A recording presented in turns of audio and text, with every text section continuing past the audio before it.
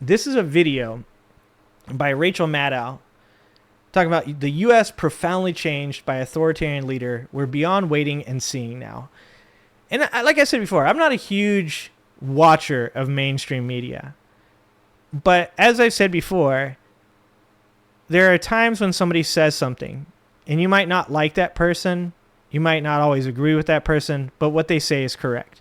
And I say that about people across the board, you know, like you're going to run into places. I know people have been saying it recently, like how the fuck am I agreeing with Marjorie Taylor Greene right now, right? It's a weird time. It's a weird time. You can find places where people say things and they make sense, and we need to be able to point out those things and say, this makes sense, regardless of how you feel about the person or their media that they choose to produce it through. So I want to watch this video with Rachel Maddow. We'll watch the speech. I'll try not to interrupt it as much as possible, but at one point I do want to interrupt it because I have a clip I would like to play. I did watch like the first 3 minutes of this, and when she said something that I heard her say, I was like, oh, I need to play this clip. So let's watch this.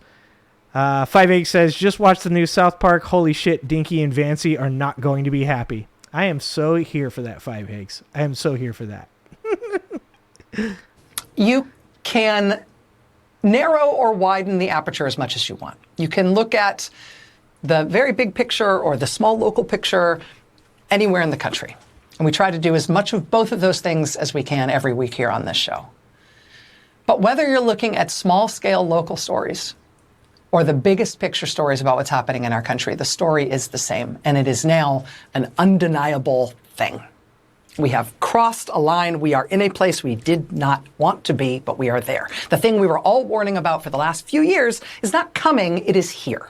We are in it. This is what it likes, it turns out. This is what it's like, right? I mean, it's August, it's a Monday, every day the sun rises and the sun sets, and there are, sports and movies, and there are new hit songs, there are scandals here and there are crimes. There's Give them bread and circuses. That's where we're at. Everybody's personal quotient of family drama and health worries and money worries and falling in and out of love and in and out of faith. Life has not stopped, and none of our personal lives have stopped. But also at the same time, life in the United States is profoundly changing, is profoundly different than it was even 6 months ago. Because we do now live in a country that has an authoritarian leader in charge. 100%.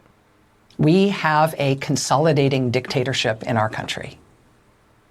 And it sounds melodramatic to say it, I know. But just go with that for a minute, right? Think in melodramatic terms. Think in cinematic terms. Imagine the cartoon-level caricature of what you think a dictatorship looks like. And that's where I want to show you guys this, right?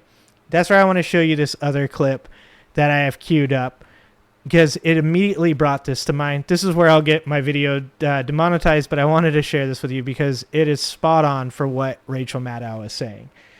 And this is from the movie The Dictator, which is obviously a satire. And this is the democracy speech from that movie. Anti-dictators. Imagine if America was a dictatorship.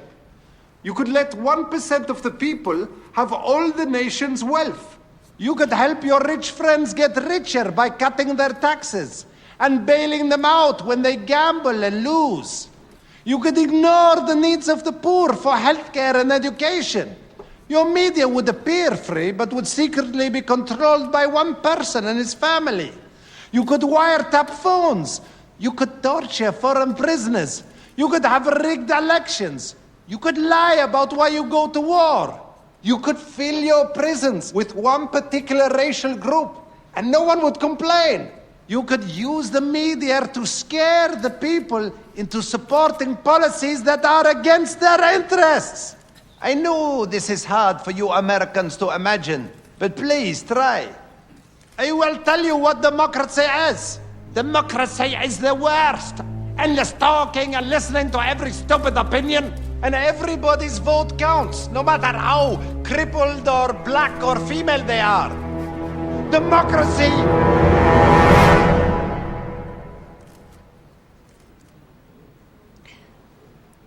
Democracy! There you go. There you go. That right there. Like, it's supposed to be funny. It's supposed to be funny. And I ain't laughing. How long ago was that movie made? How long ago was that movie made? And everything he said is going on right fucking now. It's supposed to be funny, and it ain't funny. I laugh at a lot of shit, and I didn't laugh at that. Rachel Maddow is not wrong. We have entered a place in this society that, even with the constant warnings from all of the people that said Trump is this, Trump does this, Trump has done this, Trump will do this, everybody, myself included, was afraid to admit that it actually could happen. And I know some of you guys are going, I knew that shit. And good on you. Good on you for being it. But I think a lot of us thought, this is America. There's no fucking way that we're going to allow this to happen. And in office right now, as Rachel Maddow said, is a caricature, a cartoon, a buffoon. But a buffoon that's also a dictator. And that should scare the fuck out of everybody in this country. I mean, it's secret police, right? A massive, anonymous, unbadged, literally masked, totally unaccountable internal police force that apparently has infinite funding, but no identifiable leadership. And they act in ways designed to instill maximum fear and use maximum force. I mean, when you imagine an authoritarian country, right, what you imagine is masked secret police breaking people's car windows and snatching people off the streets and out of church parking lots and courtroom hallways and taking them away with no charges, no notice, no paperwork, no explanation, not letting them see lawyers, and then moving them secretly to what are effectively black site prisons, where they won't tell you who's there and where no one's allowed in to see what's going on. Fuck these people. And like I said, remember every one of them. Remember, when this is over, if you have friends, if you have family members that participated in this shit, never forget who they are. Never forget what they've done. Ever. Because what is going on right now might actually be a little mind-bending and hard to believe. But just the video she just showed right there, that's such a small sample size. There are so many more. This right now, what's going on in this country right now, is unbelievable.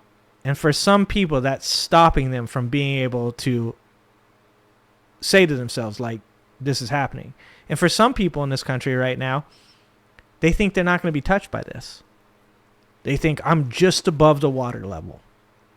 They think, luckily, my son was born here, or my wife was born here. But if you think that this is 6 months in, 7 months in, if you think this is the highest the water is going to rise, you are so fucking wrong. That water is not only going to start nipping at your heels, but it's going to overtake your head faster than you think it is. None of this is normal. None of it is acceptable. And all of it is authoritarian. In November, people need to get up, get out, and vote in nothing but blue in the in the Senate and the Congress. And Donald Trump needs to be impeached and removed from office. Right, and that kind of a cartoon caricature of an authoritarian country, the one you might have imagined in melodramatic and cinematic terms ever before we got here, you would expect, right, that you'd have a scapegoated minority group blamed for all things. In our case, immigrants, right? And the new extraordinary powers and shows of force by the secret police, among other things. All these extraordinary powers and shows of force will be framed as necessary to stop this terrible internal enemy, right? Frame everything as immigration enforcement. Because for immigration enforcement, not only is all force justified, but maximum force is preferred. And they're trying to make it into a national entertainment to threaten to feed immigrants to alligators in South Florida. Right? Making them eat off dishes on the floor like they're dogs. The Chrome Detention Center in Florida. They want us to like that, right? The Republican Party wants to sell T-shirts about that. And if you think it's only about immigrants, take the president's own word for it when he says the homegrowns are next. Yep. And then he starts musing publicly about which Americans he intends to strip of their citizenship. I mean, in a cartoon caricature of an authoritarian country, displays of military might are not just for the country's external enemies. They're for the country's own people, right? Because in an authoritarian country, you turn military force inward toward the people of that country. And so now we've got these large and expanding military zones in multiple states where they have extended the legal boundaries of nearby military bases to include hundreds and hundreds of miles of nearby land. So they can give active duty U.S. troops the power to arrest and search people on U.S. soil. They're now doing that over hundreds of miles of territory in multiple states. Both The Intercept and The New Republic in the last couple of days have had new reporting about Trump administration plans to permanently integrate the active duty U.S. military into, of course, immigration enforcement. So we will have our own U.S. military troops mobilized on U.S. soil. U.S. military. Which, by the way, if you think police officers and Border Patrol agents aren't qualified to do the job that they do, that they're undertrained, that they don't have the experience to do the job, imagine what that's going to be like when the military decides to start doing this. People, this is not within their purview of what they're supposed to be doing. Force turn inward on us in an ongoing and permanent way for immigration enforcement, right? And like they tried in LA, to put down protests against the government because those protests relate to immigration enforcement. What else do you think of when you think of authoritarian countries? I mean, in the worst case, you think of death camps. We don't have those. What we do have are black site prison camps, including huge new ones that are designed to hold thousands of people. The biggest ones we've yet had have just been bidded out to contractors for construction, and they're building them now on U.S. military bases. That's fucking insane. And they say they want states to build them all over the country. Yeah, I'll watch that South Park episode tonight. In the cartoon caricature of an authoritarian state, there's secret police, there's prison camps, there's the scapegoated enemy on whom all things must be blamed and against whom all things are justified. Protests must be criminalized. Media must be intimidated into saying and doing what the leader wants, or they must be shut down, or both. Universities must be intimidated into saying and doing what the leader wants, or they must be shut down, or both. Law firms must be intimidated into not opposing him and saying and doing what he wants, or they must be shut down. And for institutions like that, it's not just the boldest or most strident critics of the president who must be shut down. It's the most mainstream, right? It's the most prestigious, the most credible, because that's what's so dangerous about them. There can't be any source of authority. There can't be any source of authoritative statements of fact that compete with what the leader insists must be the new truth. And so government departments will be stripped of their experts, and he will fire his way through them until they tell him things that he wants to be told. Here's the thing with that is I don't even think that he's going to rehire people. I bet you money he tells you that he's replacing these people, and in reality he either replaces it with ChatGPT, something that he can manipulate to make the numbers, or he just straight up fucking makes up the numbers. That's what authoritarians do. That's what dictators do. When Napoleon made himself emperor and claimed that the French wanted an emperor, he did so by manipulating the media, by suppressing people's right to free speech and cracking down on protests. And then he made up numbers. At first, those numbers seemed maybe almost right. And then they started seeming crazier and crazier. So the point at one point or another was like something like everybody voted for Napoleon to be the emperor, but like 9 people. Like that's, if you think in the first 7 months that this is the climax, this is as far as it goes, this is the tip of the iceberg. This is the first chapter of the authoritarian playbook. This is not, we're not full tilt. We're not full speed. We haven't started even pressing the gas yet. It is well within the bounds of the stupidity of Donald Trump to make up numbers in this country, regardless of the consequences to the middle class and the economy and the looming cliff ahead that 100% exists when they decide to replace Jerome Powell in May. When they replace Jerome Powell in May, the wheels are coming off. If they don't come off before then. But when they do, they will replace Jerome Powell with a person who will cut interest rates. And just like in 2008, just like in 87, and just like in the Great Depression, this will exacerbate the economy. It'll destroy the economy. In 87, they chose to follow a weak dollar with lowered interest rates, and that created a depression or a recession. You can't do the things that Donald Trump is doing and successfully win. These are all the things that dictators did in their final days that led to their fall, and unfortunately the fall of the people around them as well.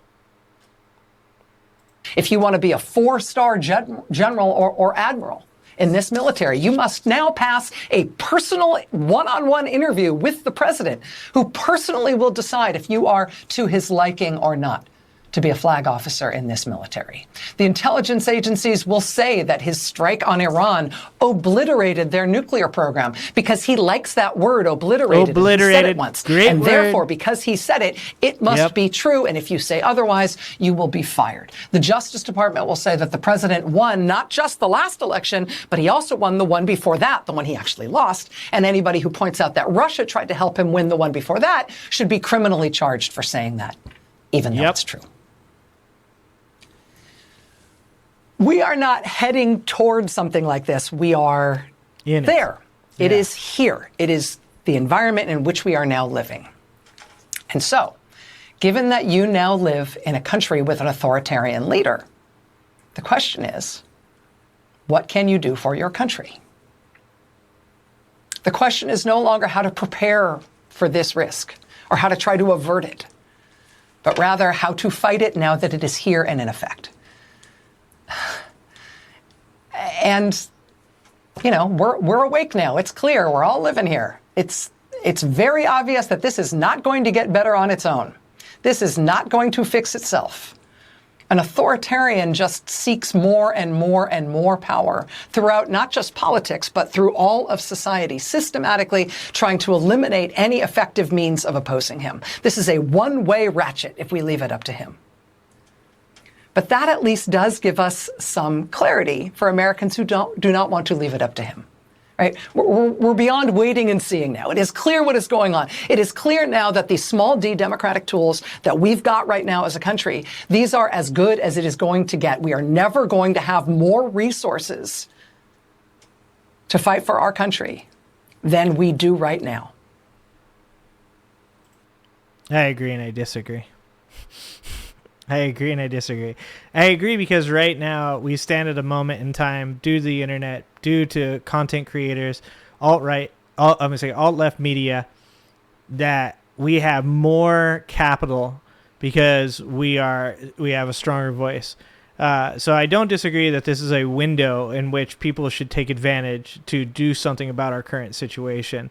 But I think this is, like I said this before, I think people have a really hard time saying these words out loud. And that is, if this doesn't work, if using the tools that we currently have now do not work, Aristotle said it.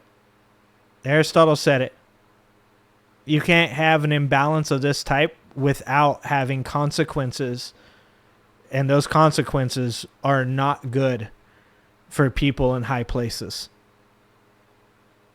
I think what Rachel Maddow is saying here is that if we want things to potentially be stable, for things to potentially continue along the same path of, like I said before, eating the elephant one bite at a time, then people better do something now. But I think what she doesn't want to say out loud is that if you don't do something about it now, eventually the thing you're going to have to do about it is going to be much more difficult than what you have to do about it now. And this is what I've said to people multiple times when they've came into my chat and said, you think you can just change this by voting? And I said, I have a family, and I hope that I can change this by voting.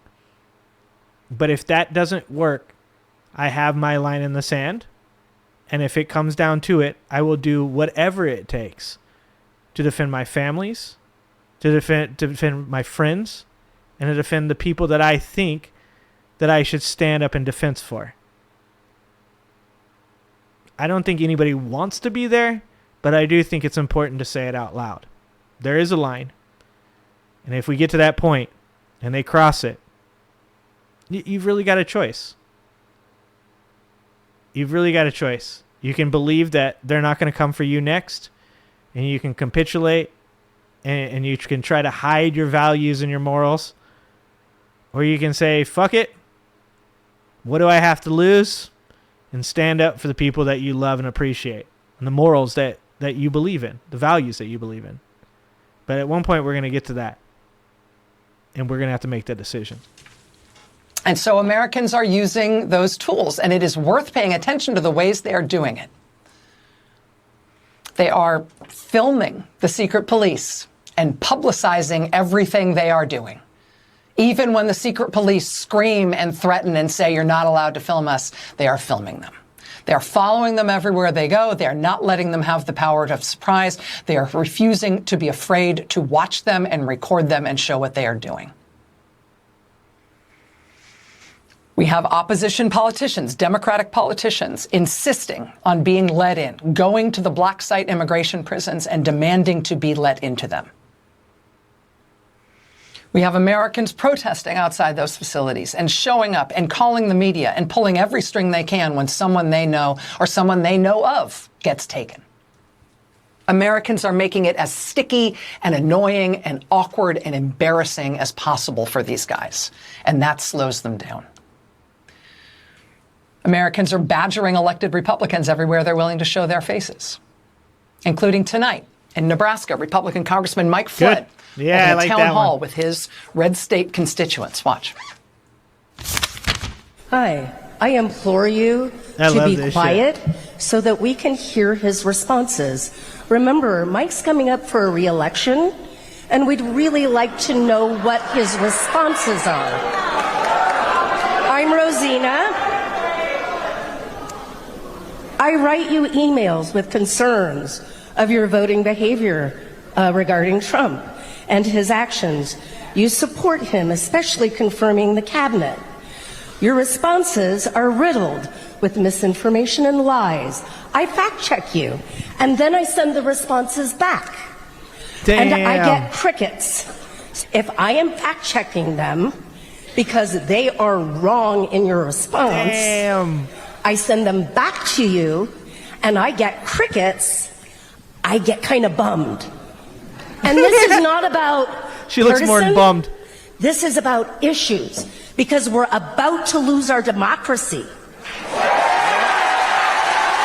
Good fucking job. My question is fiscal. With $450 million FEMA dollars being reallocated to open Alligator Alcatraz and $600 million taxpayer FEMA dollars being used to now open more concentration camps, and ICE burning through $8.4 million a day to illegally detain people, how much does it cost for fascism? How much do the taxpayers have to pay for a fascist country? Let's fucking go. That was in Nebraska tonight at a town hall held by Republican Congressman Mike Flood, him hearing from his constituents tonight. We have total clarity now on what Trump's intentions are for the country. But I mean it when I say we. The country gets it and is more against it than they've ever been. And opposing this administration and what Trump is trying to do is turning out to be the story of the century. Yeah, that's where we're at. That is where we're at now. You know, we don't have a choice. Thanks for watching. If you like this video, please like and subscribe and hit that notification bell, and check out that video on the screen now.